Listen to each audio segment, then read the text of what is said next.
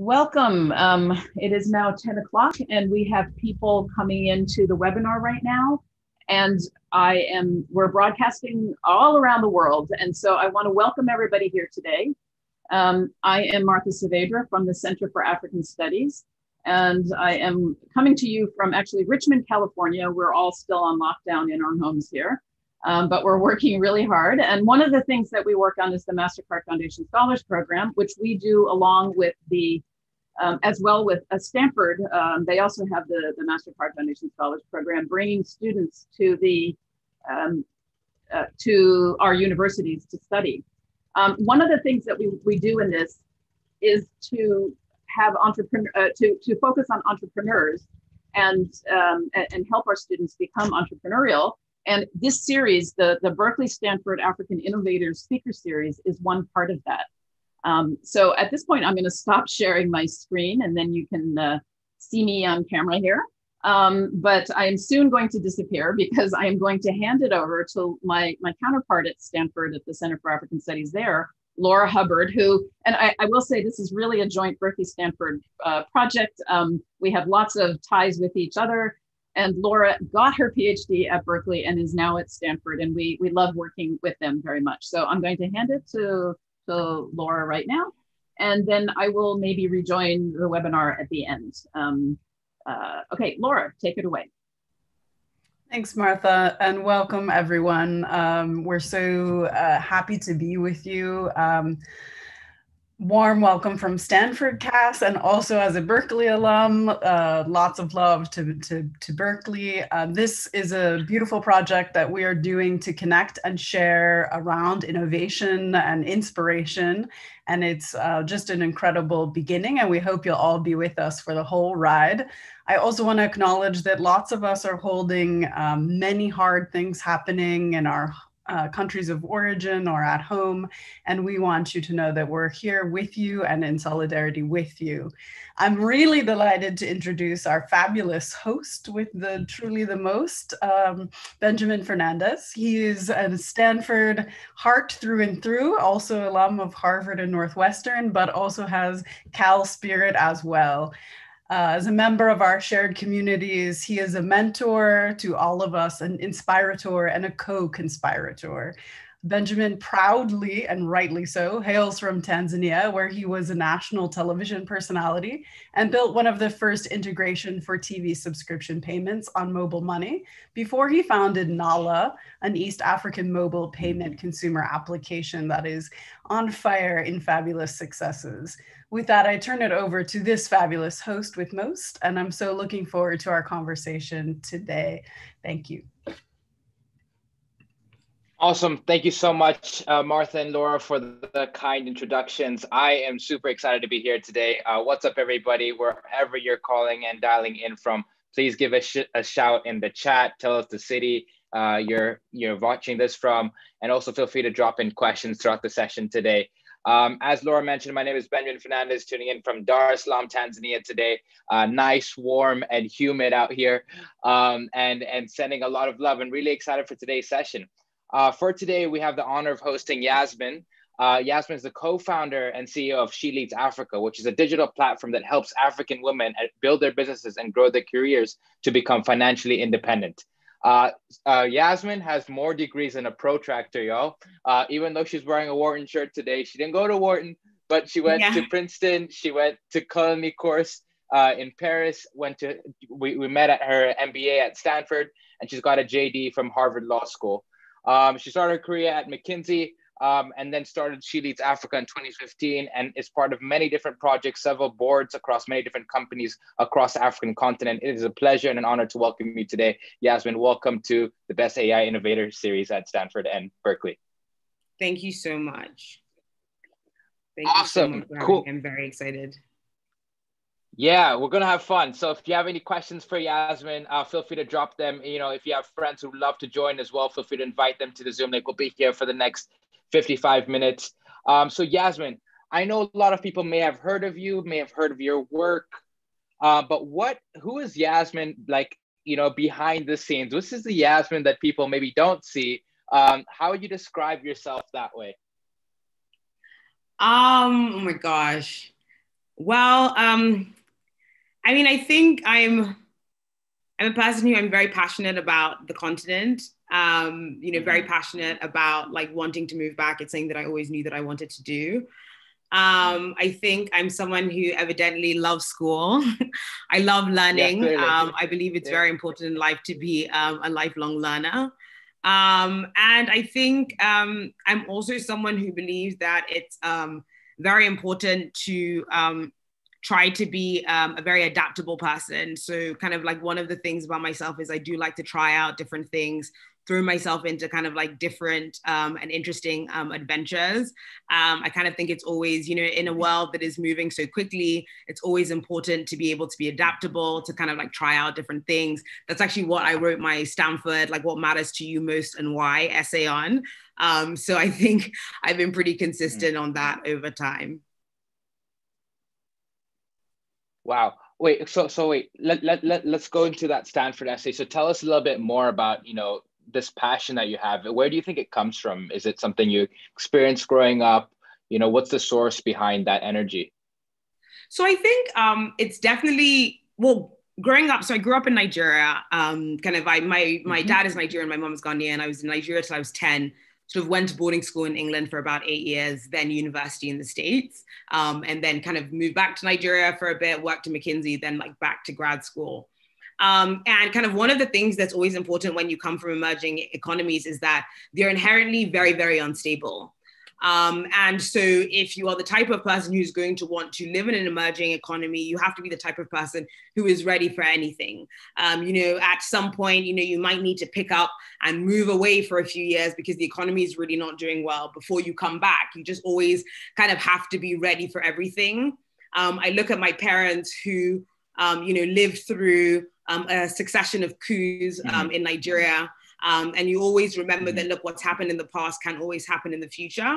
And so I think that, when you come from economies that tend to be a little less stable, it's just very, very important to be the type of person who, as things come, you can respond. As things come, you can respond, and you can be very, very flexible and very adaptable. And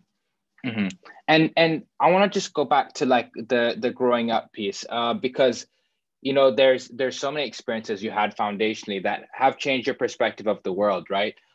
This passion for developing the African continent and really wanting to build it, and you talked about moving back just now.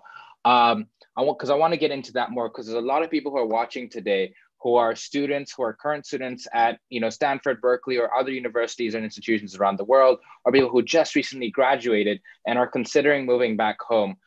Where does that confidence to move back home or dedication to try to develop the continent come from you? I think I don't know. Because both my parents sort of went to the States, for grad school and then moved back at a time when Nigeria was in much more dire straits. So this is kind of Nigeria in the late 70s and the 80s, where we were deep in, the recession of the 80s. We'd gone through a couple of coups. I'd seen that model growing up. And so kind of, I always had an attitude of, no matter how bad it gets, well, I feel like I should be careful before I say something like that. But, as best you can, kind of always making sure that you're going back to see what it is that you can do to contribute. That said, I do want to be very upfront and say that at the end of the day, I think I'm a very privileged person. I had a soft landing. When I went home, I could live with my parents. There was like a soft landing to moving back to Nigeria. I'm definitely not one of those people who thinks that like every single person needs to move back. I think it's a very, very personal decision. And I completely respect when people make the decision that they want to stay in the diaspora. Because, for certain reasons, they need to, for example, make sure that they're earning enough money to like support their families and stuff like that. So I think, it's a mixed decision, but for me, I was lucky enough to kind of have a soft landing. And so for me, to the extent that I'm the type of person who I can move back and have that type of soft landing, why not? And make sure that I'm, sort of being involved in, supporting what's going on. So somebody listening right now, Yasmin, like if they're considering moving back like today or next year or in a couple of years, Do you have any advice of things that they should look out for or try to understand a little bit better before making that big decision? I mean, if you reflect back from when you moved back and for them moving back, let's say this year or next year, what are factors you would take into consideration for them to think about? Sure. I mean, if I'm going to take kind of a realistic approach, I do try to be the type of person who I think, think through the worst case scenario. I think, the first thing to really think about is kind of what is the type of infrastructure that you will have when you move back, and kind of, are you ready to deal with that? I know that there are a lot of people who maybe you've been in the States for a really, really long time. And so moving back will just be a very, very difficult adjustment for you. If, for example, your parents also moved to the States. And so when you move back, you're going to have to be trying to find a place to rent and doing all of these things. There are some technicalities that just make it a little bit difficult. In a place like Nigeria, you have to pay rent a year in advance. There are a lot of people who you just wouldn't be able to do that financially. And if you don't have a family home to stay at, it's going to be very, very difficult. So I always encourage people to think very carefully about the logistics of moving back, and whether temperamentally moving back suits you, given the reality of what you're going to be moving back to. Everyone's move back is going to be different. And I think it's very, very important to be realistic. I think the second thing that's very important is to kind of think about your optionality. For a lot of people and you will think about, okay, if you move back and for some reason you find that you hate it, do you have the optionality to leave again? And that will be kind of the way you would think about, okay, if you have dual citizenship, it makes it much easier, because if you realize you don't like it, you can just up and bounce again. If you've gone, I mean, obviously a lot of people here are kind of, like students who've gone to top schools, that also gives you a bit more flexibility and optionality, because it will make it easier to get hired on an international market. If you are moving back and you're working with, for example, a well-known company, it then means that if you want to leave, you will have a little bit more optionality to actually move away. I think that, again, because a lot of these, economies on the continent, Nigeria especially, are very unstable, you do kind of want to think about, okay, if I go back and I find that I'm really not enjoying myself, I'm not happy, I didn't find something that I enjoy, it's just not working for me, the money doesn't make sense, you do kind of want to think through strategically what sort of your exit will look like if that's the case. And then I think that the final thing is just thinking through what it is that you're going to do when you get back. And making sure that it is something that you enjoy and that you will find fulfilling and exciting. I have a question for you just on that. As you're moving back, there's this whole element of mentorship, right? It's a big piece of She Leads Africa, how you support other women and help people adjust in their careers and evolve. Did you have any mentors when you were transitioning back? And, what are some of the lessons you learned from them? Sure. So, I mean, I'm very, very close to both my parents, and I've been lucky because they're both entrepreneurs. So it's been great to be able to kind of learn from them, their experience. Other than that, I would say some of the people who I met whilst I was at McKinsey, I think have been really great mentors, and they taught me a lot about the importance of kind of cultural sensitivity and cultural understanding.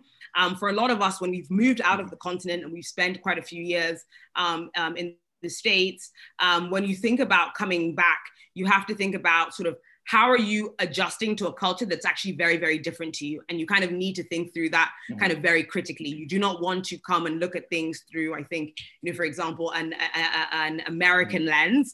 You want to kind of make sure that you're taking local context and local practices into consideration. I think other than specific mentors, I would say it's always hard when people ask this question, because I don't know if I have a lot of specific mentors. I think I've had a number of people who have given me mentoring moments. I also think about mentoring myself through, books, through podcasts. Someone who you've never met can be a mentor to you. I just think of it as someone whose life inspires me. So I do try to think about mentorship quite broadly. And I think the reason why it's important to do that is that, oftentimes the types of people who you'd want to be your mentors, by virtue of the fact that they will typically be kind of successful people, tend to be very, very busy people. So you might not necessarily get the amount of time and attention that you would want from them.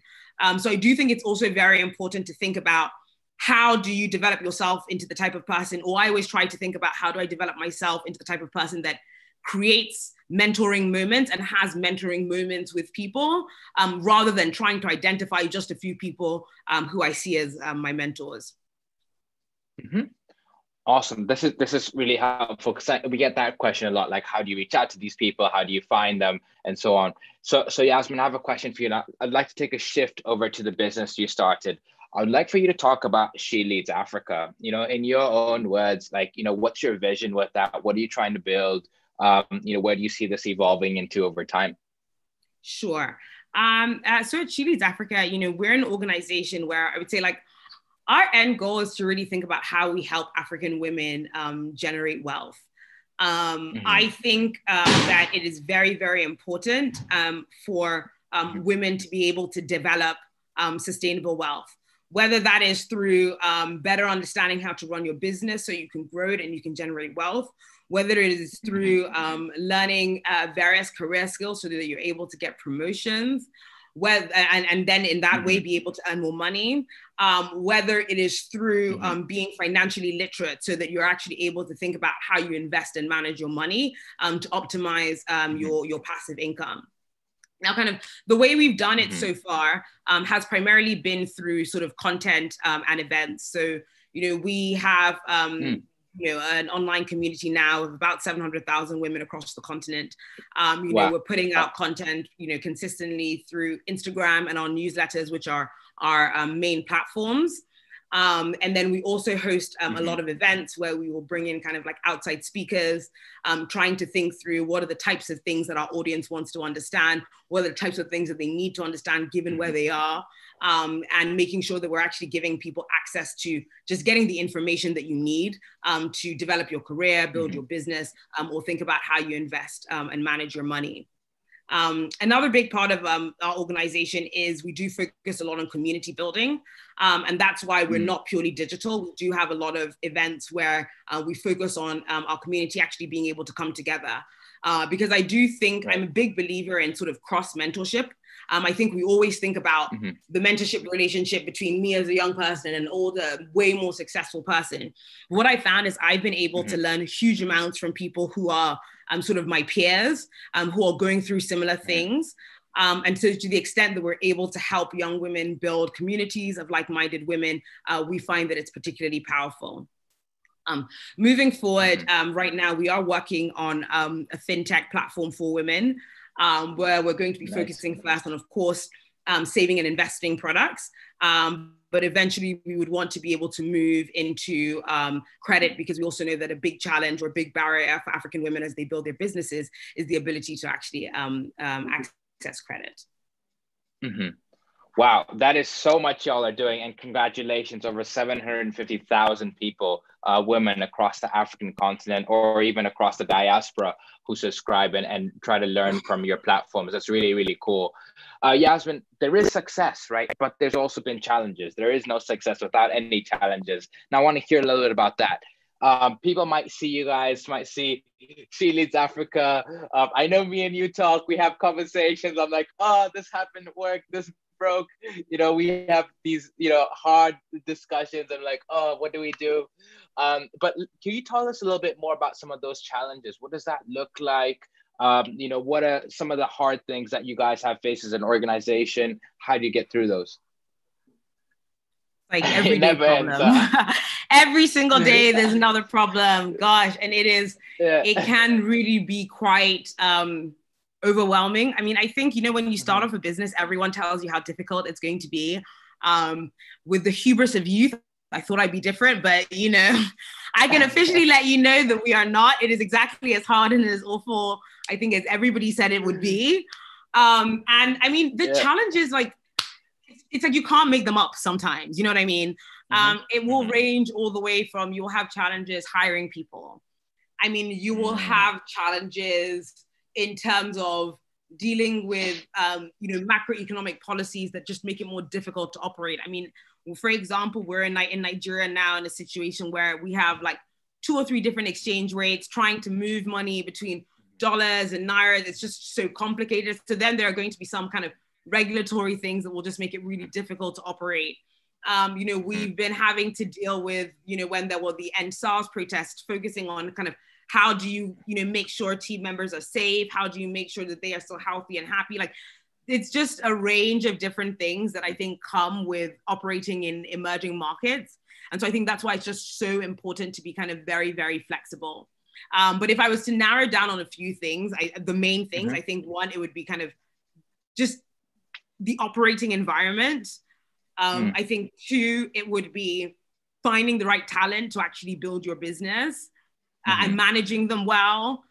Making mistakes as a manager. I mean, my evolution, it's been like, just dealing with, you know what I mean? I hear you on that one. I hear you on that one.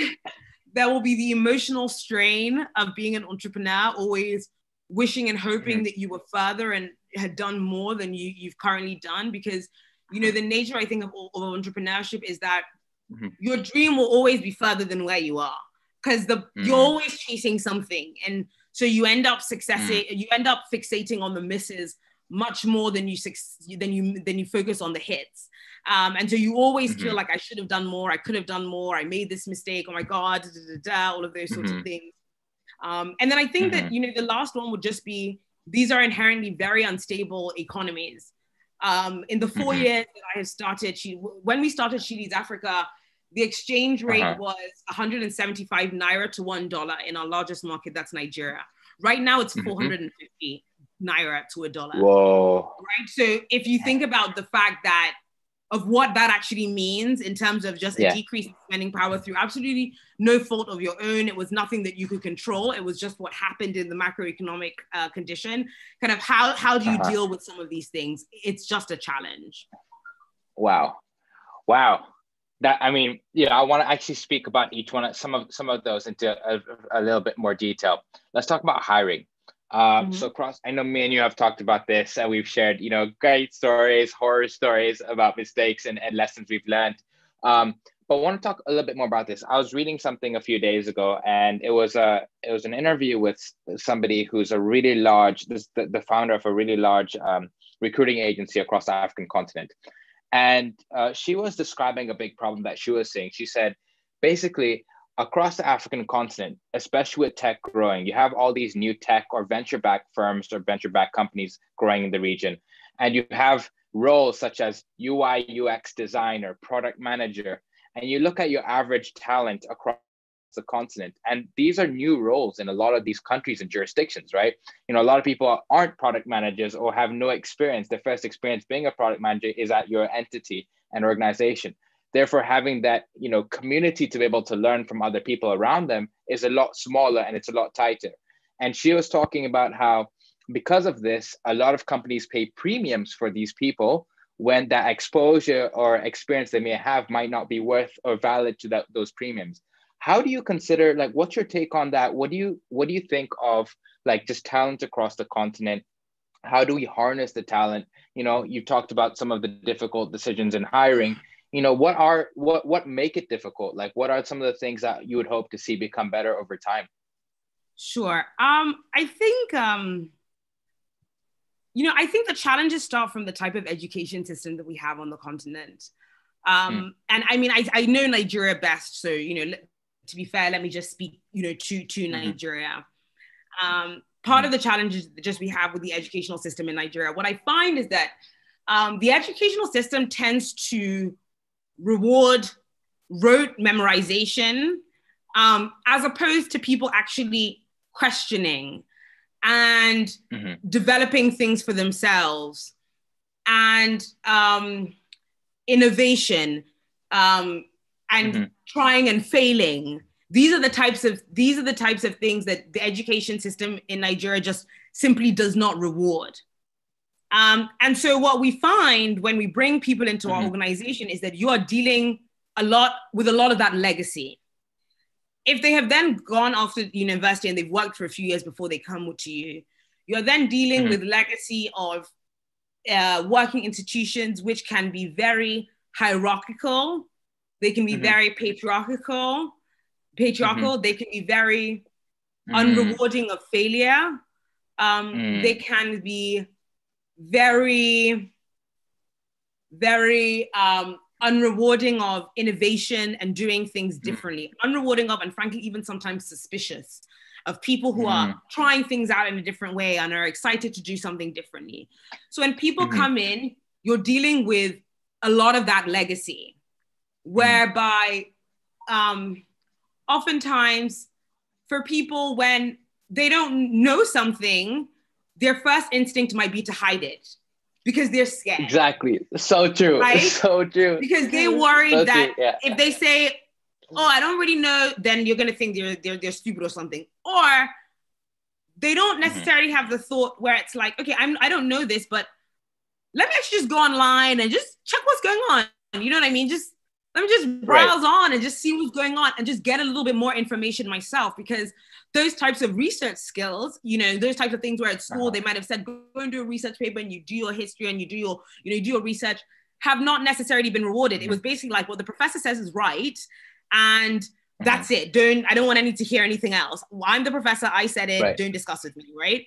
So you'll be dealing with that. You'll also be dealing with people who have been in a very hierarchical system. So they struggle pushing back against you.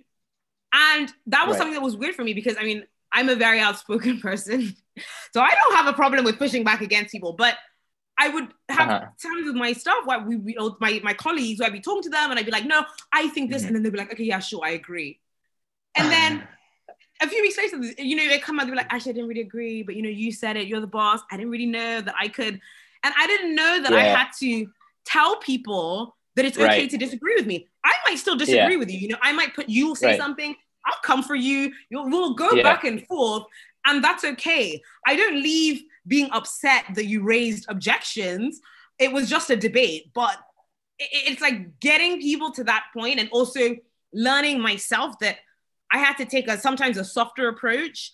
Sometimes I had to be less direct, because your directness would frighten people, which didn't really, which was weird to me, because I would just be like, why are you scared of me? Like, I'm like a kid. I'm just 31. Like, I'm just a normal you know what I mean? Like having to then figure out where it's like, wow, you just have to really change the way you communicate with people.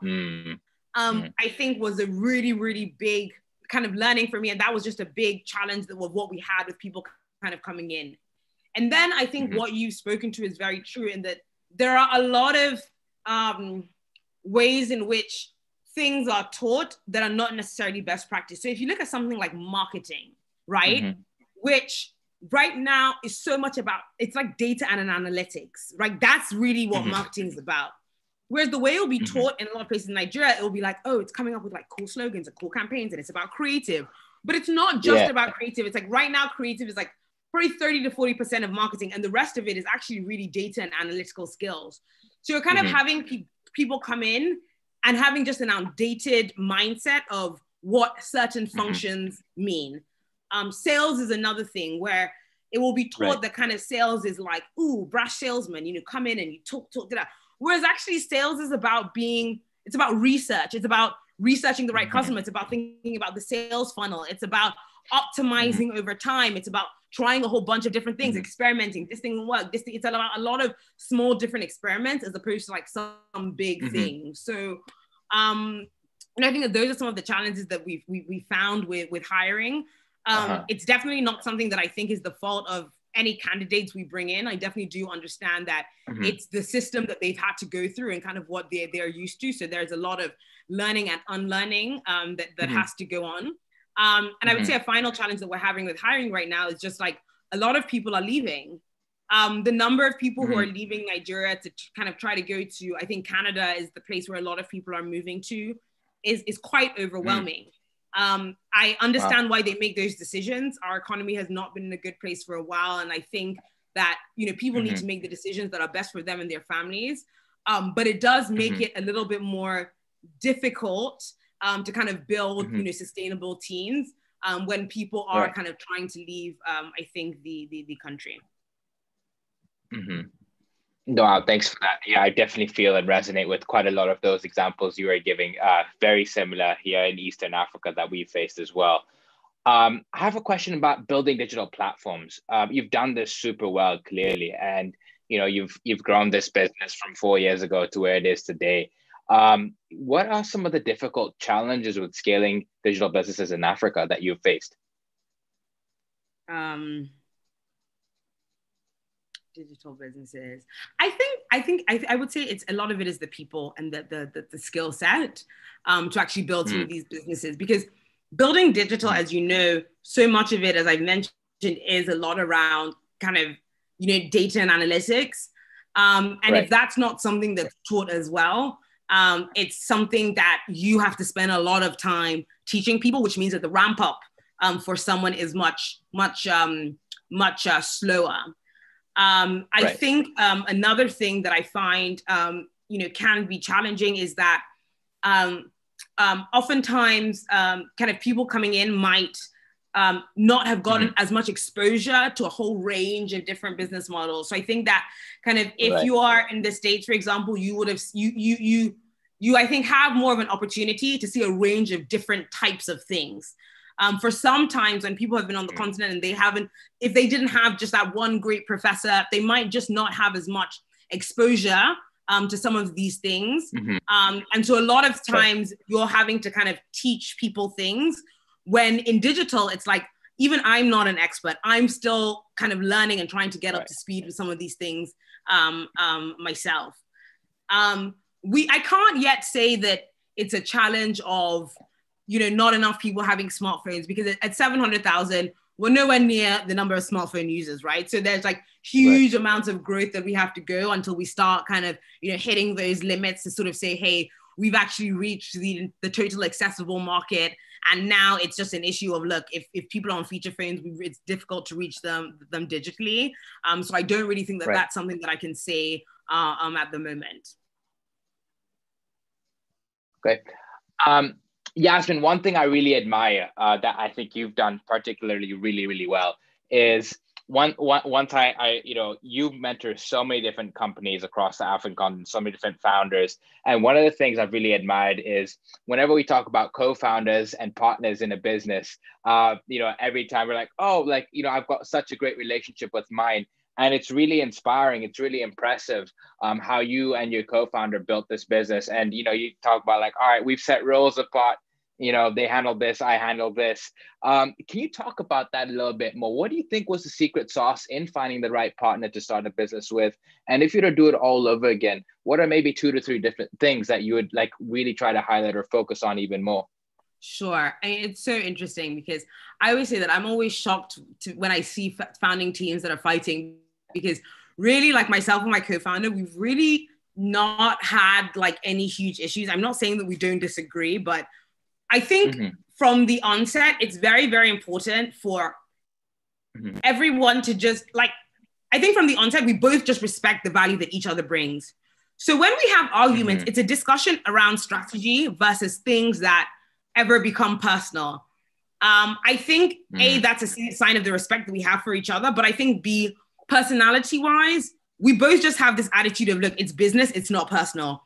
If she doesn't agree with me something, we just don't take things personally.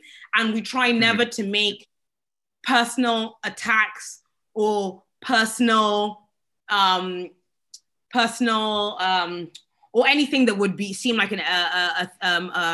what's the word? An assault on the person's personhood, right?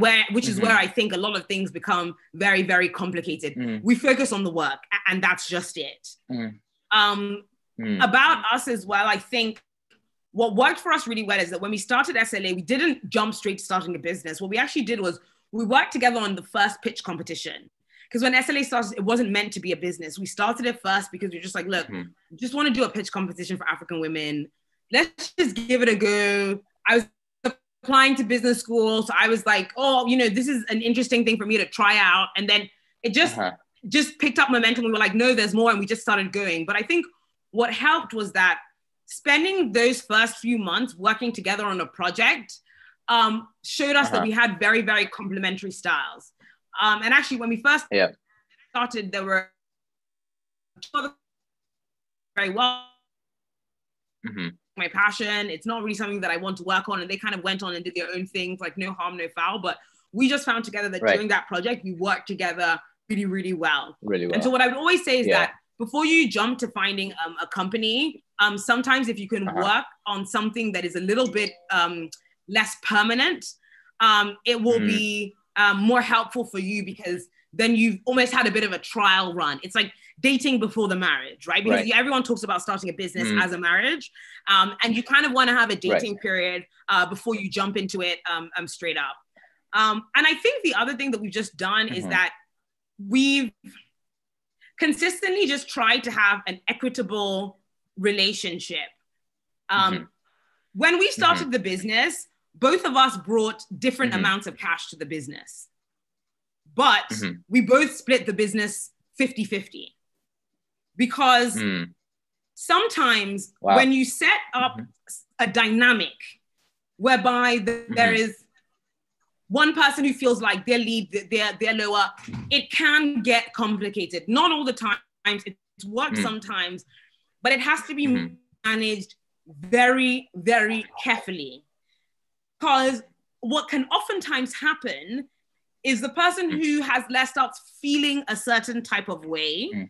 The person who has more is like, well, you didn't, it just gets a bit complicated. So we had this thing of, look, we both have different abilities to fund the business, that's fine, but we're in this together and it's gonna be 50-50. And so that's just the way we've operated from the beginning. And we just had the trust, because I understand that for a lot of people, they're nervous about, oh God, then, you know, the person will really do the work. But we just have the trust that I picked you because I've worked with you and I know you're smart.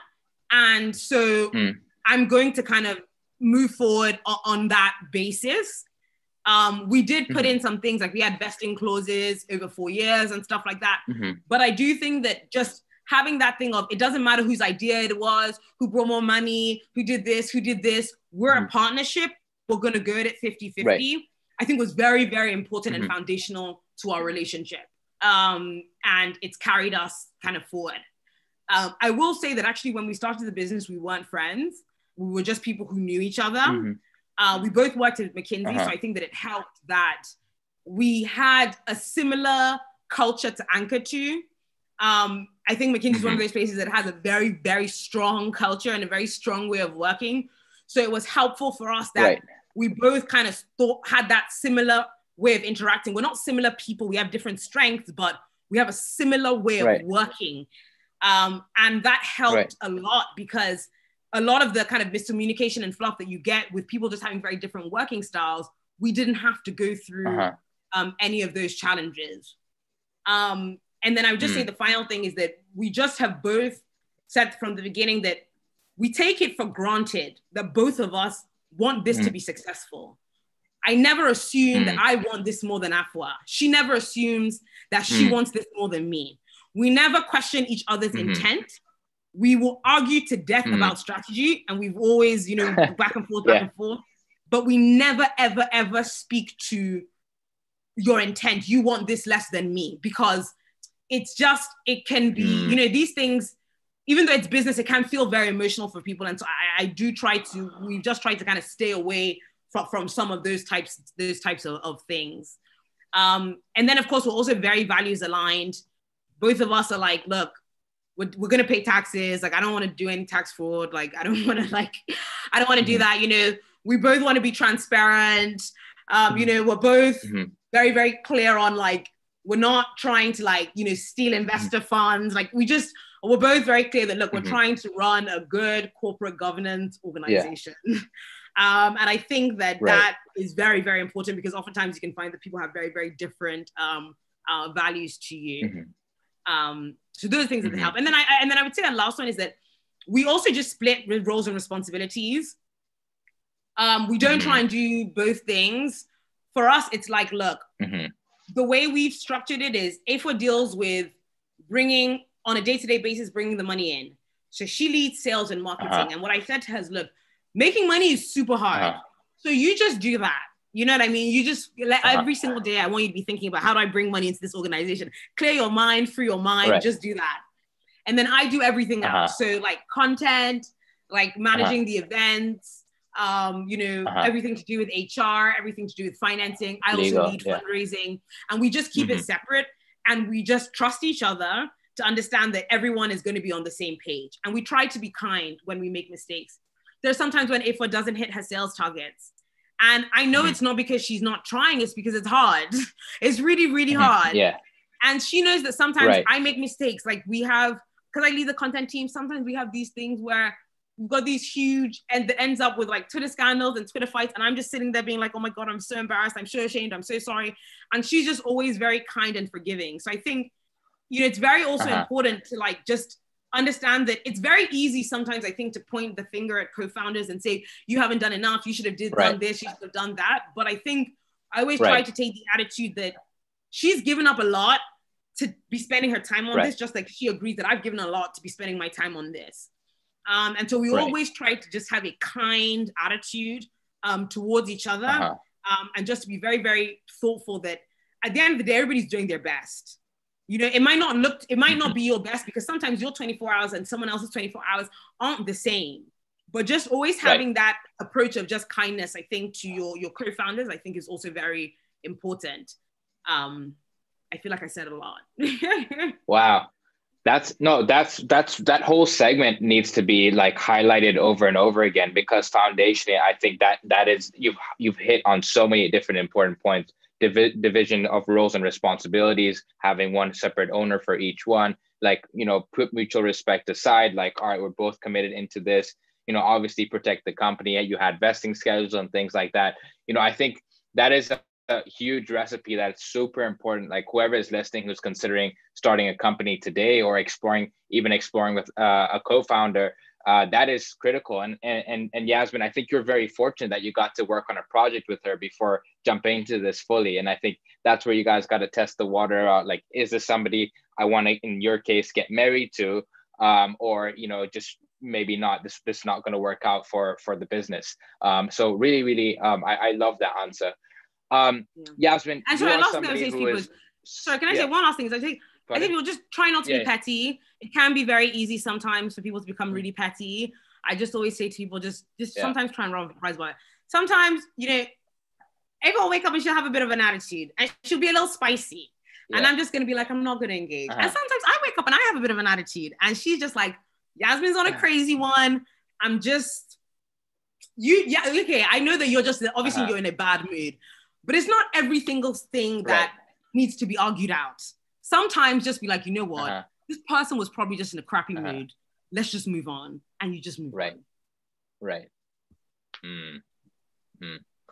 Yasmin, you are a voice. You have a powerful voice that people listen to, and it's really inspiring for many people, for myself. Recently, I saw you talk a lot on Instagram about the End SARS movement. It's such an important topic, not just for Nigerians, but people across the globe, because I think it speaks of an important issue that is going on right now. And also in many countries across the world where such things happen, but maybe not as visible or not as legally visible. Because in some of these countries, protests are illegal. You know, you aren't allowed to take pictures of policemen or, you know, secret, police or services out there. Can you talk a little bit more about this, what it means for you individually, how you have been getting involved? I know you talked earlier about some of your teammates making sure they get home safely and things like that being super important for you and your organization. What's your general take on what's happening, and, you know, why are you so passionate about this? Got it. So I think, well, I mean, maybe to give context, I don't know if everyone had been following what's been going on in Nigeria. The End SARS protest started in response to, there's a group in Nigeria called the Special Anti-Robbery Squad that was initially started to respond to a rise in armed robbery in Nigeria. Unfortunately, at some point, it seems like they just went a bit rogue and ended up, you know, oftentimes, you know, terrorizing the population, to put it, you know, pretty simply. There's simply no excuse, to be honest, for police brutality anywhere. The types of stories that people would have would be, you know, they would have stories, people had these terrible stories about, you know, officers picking them up, taking them to the ATM to withdraw money. I mean, it's just one of these things where it's like, in addition to all the other difficult things that we're dealing with in Nigeria, this is just one thing I think that was simply like not needed. And so some protests started. They started off as 3 days of protests. And then, they just kind of picked up, and there were a whole bunch of organizations that organically just started supporting various protests with money. So, there's a very well-known one called the Feminist Coalition, who started raising money and actually just giving money to people who wanted to protest in various cities. And so it really did grow over time until it ended pretty abruptly with depending on who you, I mean, the government has one story, the people who were there has another story, right. But what we do know is that, right. There was something unfortunate that happened where there were some people who, were shot by, legally, I must say allegedly, by the military. The military disputes this. It's a very back and forth thing. So it's, what can you do, right? I mean, it was important for us as an organization we were not necessarily leading from the front at all on this. I think that there were some organizations who were much more aggressive than us, but it was important for us to, I think, amplify their message, because at the end of the day, it is quite unacceptable for citizens to be having to deal with some of these things, I think, from police officers. That it's one of those things where it's like, it's hard to talk about because like, there's just not much to say. You know what I mean? It's like, this is a pretty standard and obvious thing to me. I think where we've tried to play a part moving forward is that what has happened, I think, is that this has really been a political awakening for a lot of young people.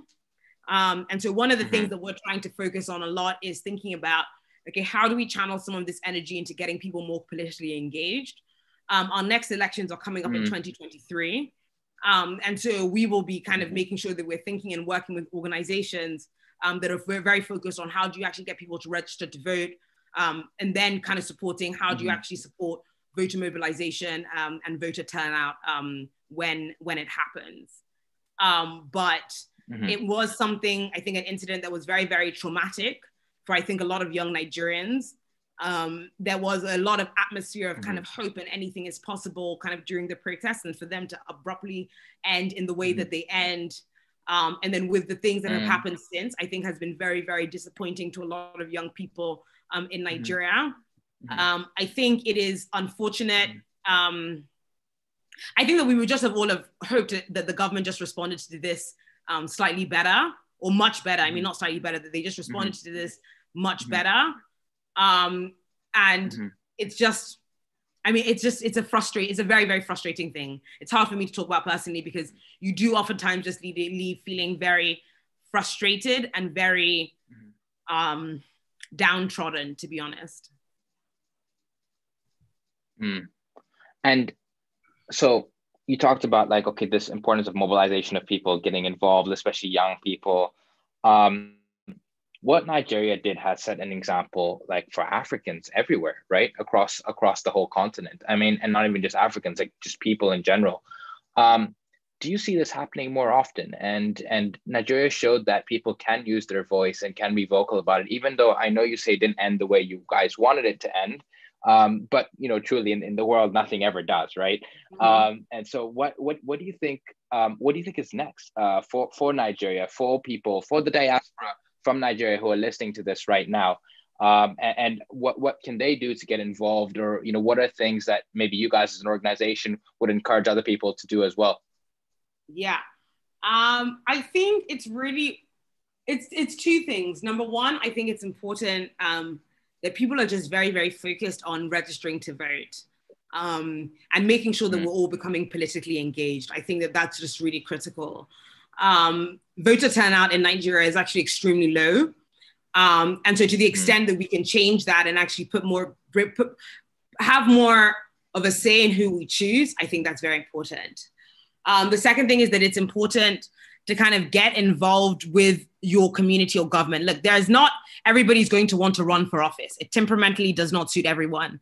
So if it suits you, go ahead. I know people who have done it. It's difficult, but if people want to do it, I think that that's something that you can do. But I think that there are other ways that you can just get involved with your community and think about ways in which you can better support your own community and become more civically engaged. At the end of the day, we're not going to change Nigeria or any African country overnight. in my lifetime, I do not believe Nigeria, when I die, it will be perfect, because at the end of the day, there are countries that are far further ahead than us that are still not perfect. Every single country. I mean, the US, as developed as it is, they are fighting over who the president is when it's pretty clear who it is. You know what I mean? It's like, you know, this is not, some of these issues are made worse by the fact that Nigeria is a developing economy, but some of these challenges that we are having with power and some of the ways in which power is trying to confront the power of the people, it's happening everywhere. But we look at what someone like Stacey Abrams did, turning out 800,000 people. You know, if you can do something like that in Nigeria, you think about the type of impact that could make. If you can't do it on a national level, you can do it on a state level, and you can do something different there. And think about how you better hold your leaders to account. One of the things that I do think is very, very important for young people, though, is to study up. At the end of the day, it's very, very important for me to, I mean, I know we've got some people who are African history experts here, but it's very, very important for us to study our history and to understand how we got here. I think that you can learn so much from the past to think about kind of how you evolve to the future. And I think that, unfortunately, for a lot of young Nigerians, we weren't really taught about Nigerian history growing up. So there are a lot of mistakes that we might make because we have not been adequate students of history and of the ways in which things have changed. I think that the second thing that is going to be important, though difficult, and I must say that this will be difficult, is that oftentimes, I think when you're trying to change things, we will have to think about how we build partnerships and alliances with groups of people that we might not like, we might not get along with, we might not respect, we might find distasteful, but sometimes some of these things are politically expedient. I do not have a rule book for how, I mean, because if I knew the answer, I would have changed Nigeria already. I do not have a rule book for how you will know what will happen and what that will look like. But I do know that sometimes, unfortunately, it will need to be done. And so we're going to kind of have to think through strategically what that looks like and how we actually harness some of that energy to make change that's sustainable. And one thing that I would say is that, look, you know, the NSARS protest in Nigeria, I'm extremely proud of young people in Nigeria, but I also do not want to miss out on the women in South Africa who are out at the beginning of the year, like marching against, I mean, first of all, you know, South African people, they are just gangsters. It seems like they're out. I think it's amazing. You know, they're always out, right? It's fantastic. You've had people in Zambia, you've had people in Congo, you've had people in Cameroon. I think in so many different African countries, you have seen, you know, young people sort of saying enough is enough and we want to, you know, come out and do something differently. And so I think it's great to look to the example of Nigeria for sure. But I also do want to kind of uplift some of the voice of maybe some of the smaller African countries because they are also doing some magnificent work as well. Then I think it's great because we should all be thinking about how do we actually learn from each other? How in Nigeria do I learn from people in South Africa? How do I in South Africa learn from people in Zambia? How do I in Zambia learn from people in Cameroon? I think that there are so many, you know, tips and tricks that we can learn from each other. And I think it's always best to never start from ground. You build on what someone has already done. Yasmin, we have quite a few questions here, so I'm trying to, if you can give me a few short answers on these ones, and then so I'm going to ask you them. And then we're going to have a final quick round of quick fire questions that I'm going to ask you, and then we'll wrap up for today. Cool. So question over here, I'm just going to summarize some of these questions. So there seems to be a question about, people talk about going home, moving back, the importance of having a plan. There's a question here about financially being stable. And what's your general thought on that? You know, do you have any tips or advice on how somebody can? You suggested how you move back with your parents' place. But do you have maybe one or two tips that somebody could think about to be financially stable when they're considering moving back home? Do you mean how you become financially stable not to give you runway when you move back, or when you move back, how you become financially stable?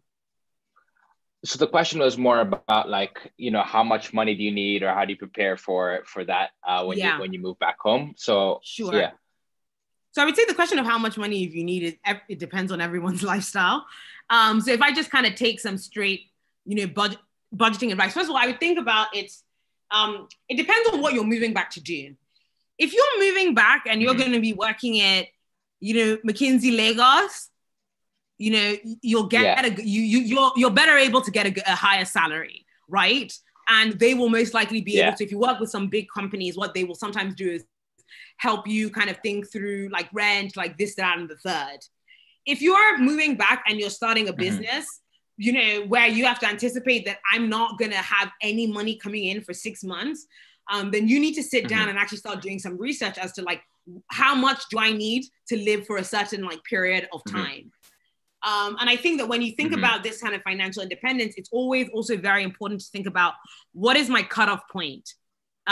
What is the point at which I say, I can't do this anymore? I pack it up and I bounce. I think that especially when it comes to entrepreneurship, there is the glamour of, I worked myself until I was sleeping on the street and, drinking, rice and water and did it. It doesn't need to get there. Oftentimes, maybe it makes more sense to stop, get a job, earn a bit more income, become more stable, and then start again. Sometimes maybe it makes sense to get a job to give you some financial stability, start your business on the side, and then go. It's not every time that you need to jump into 100. So what I would say with these types of things is, you need to understand, like, what are the resources that I have? How much money do I actually need? You should be able to find out kind of like, it's going to be things like rent, food, travel, some entertainment, you have to save some buffer for yourself. Healthcare, of course, on the continent, a place where there might not be a lot of health insurance, that healthcare piece will be very, very important. I'm budgeting that out and then thinking about saving towards that. Cool. Awesome. All right. Quick fire round, 10 questions, really quick. I'm going to give you one or the other with two or three open-ended questions. You ready? Cool. Yes. Massachusetts or California? Oh my God. So California, obviously. Hey, the only issue with California is it's so far. It is so far. But I loved it. I mean, you didn't have to ask me twice. I was just out there in a flash. I mean, I very much anchored around Stanford Business School. All right, we have nine left. Okay. So best female African music artist. Oh my gosh.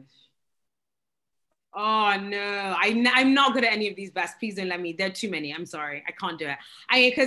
When you've got that, do we go old school? Do we go to Mary McKeeba? Do we go to Angelique Kidjo? Do we go new school? No, you got to tell me right now. Do we go Thames? Right now, today. Gosh, right now I'm really loving Thames.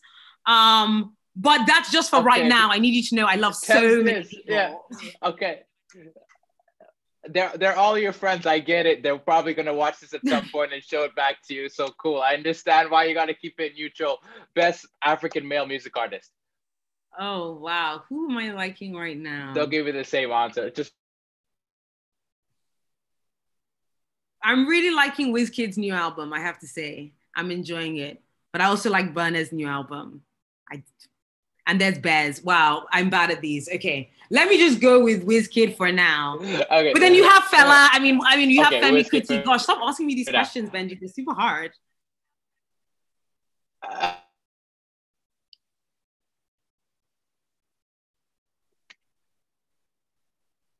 Wait, I didn't hear that. Ask again. Adidas or Nike?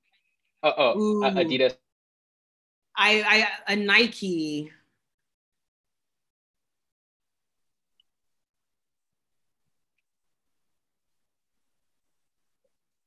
Sorry, Ronaldo or Messi? Well, Ronaldo has those rape allegations that are still outstanding, so I'm going to go with Messi. Ghanaian jollof or Nigerian jollof?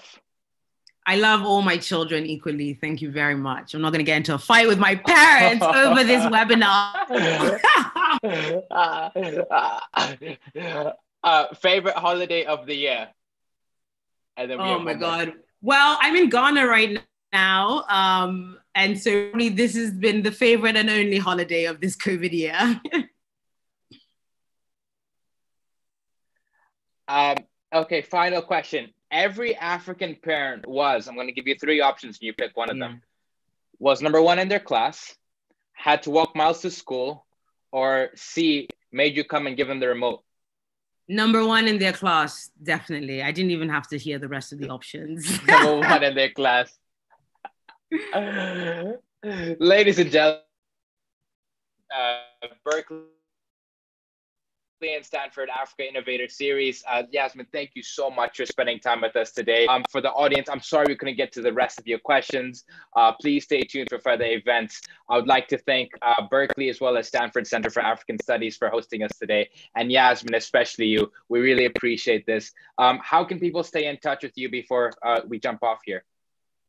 Sure. So the easiest way is to, the She Leads Africa, we're on Instagram, our newsletter is also great.